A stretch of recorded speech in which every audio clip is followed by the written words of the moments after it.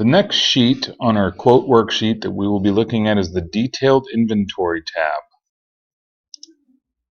The Detailed Inventory tab is very similar to our previous one, with the exception that it has a few new functions and a few new columns.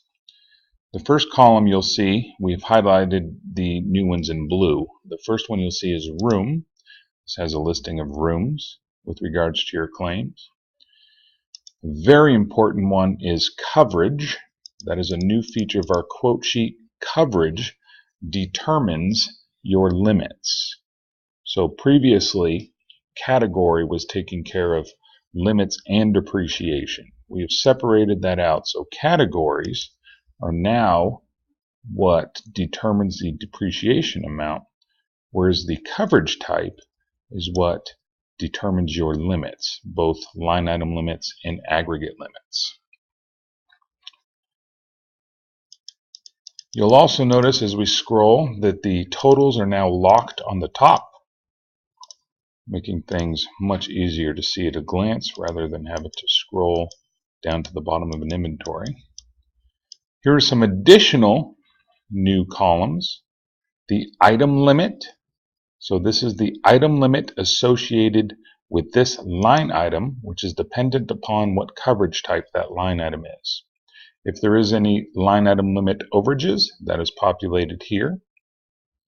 This will be the post line item limit ACV. So now really this is the only number you need to look at with regards to your post line item limit ACV. This will tell you what the total of the product is when you consider ACV and a line item limit. This column tells you what the recoverable amount is, and this final column will tell you what the insured is responsible for to pay National Vendor if the item were to be replaced. If it's an ACV policy and the insured is on the hook for the ACV, this is where that'll be stated. So let's look at one of the new features, which is our sorting capabilities. So what I'll do is turn this room into the bedroom. And by clicking on this arrow, you will see that you can sort both alphabetically and both by the room. So if I just want to see what is in the living room, then I can look at that.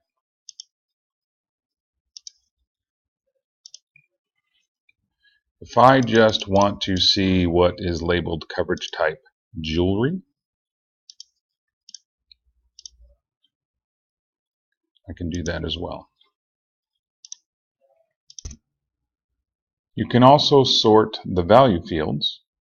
So for example, if I wanted to sort my National Vendor RCV column from largest to smallest, I can do that, or from smallest to largest. I can do that as well. That'll come in handy when I'm trying to basically spot everything over $1,000.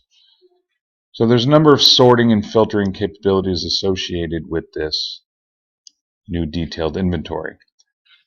Right now I want to talk about the coverage column. The coverage column is populated with these coverage types that are associated with this worksheet. So if your carrier has a different list they would like us to include, we'll just need to know that. You can contact management here at National Vendor. We can have that customized for you. So this can be changed here. Coverage type again is what determines the limits, which is input on the coverage tab. So jewelry, for example, if I want to add a $5,000 line item to jewelry, this is where I would do that. Now back to our detailed inventory page, you will see that this item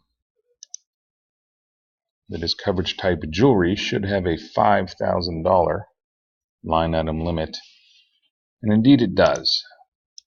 So that is where that's populated. Now what you'll notice here is that this ACV amount on this jewelry of $10,128.75 now runs up against a line item limit of $5,000, creating a line item limit overage of $5,128.75 and a post line item ACV amount of $5,000. You'll notice there's also no recoverable amount because the line item limit was reached with this item. Also worth touching on with regards to our new detailed inventory is some of the toggle features. So you will see under the tax applied column here, if you do not want tax applied, you can toggle that to no. Therefore, there is no sales tax anymore. Also, you'll notice that in this particular inventory, all items are set to no for NV replacement. We change one of those to yes, pay special attention to the ACV amount and the recoverable amount. And when these get toggled to yes, you'll notice that the entire RCV amount becomes payable to National Vendor. That is because this is an RCV claim. If it was an ACV claim, this box here would be populated with the ACV amount that the insured would be responsible to pay National Vendor for. Again, if you have any questions on the detailed inventory, your National Vendor rep is fully trained in this and should be able to walk you through any questions that you might have. Thank you.